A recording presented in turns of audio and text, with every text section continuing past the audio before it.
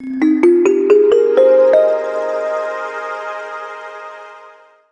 that goes into serving people in the medical arena, there is an oath or a covenant that they make about caring for those individuals. But what about the system that prevents that from happening?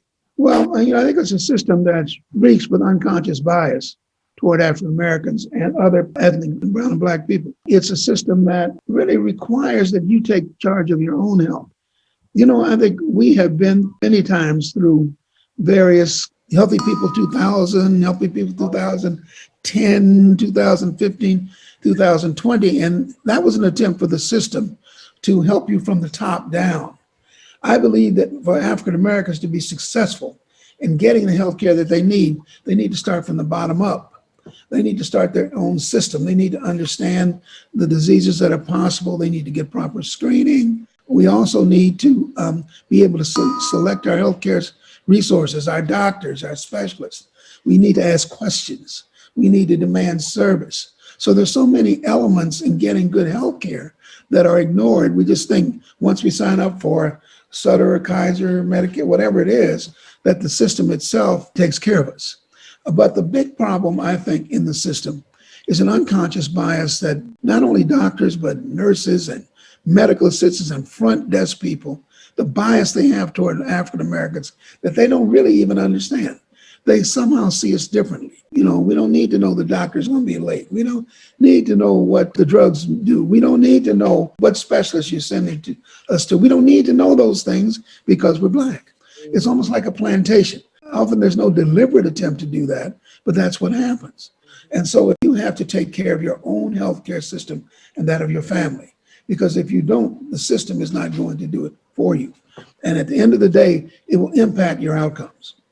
It's about exactly that, and keeping good records, having, it's simple as getting a notebook if that's all that you want to do. But there are software systems where you can log all your stuff. You've got to know who you are and how you function and what makes you tick inside, or you're really just a spectator in your care, and you're going in and asking somebody, to tell you what you should already know. I always say we take better care of our cars. We're more inquisitive about our automobiles because a mechanic is going to give us a bill. We are not as inquisitive about our health care, but we don't realize there's still a bill for that. The bill could possibly be your death.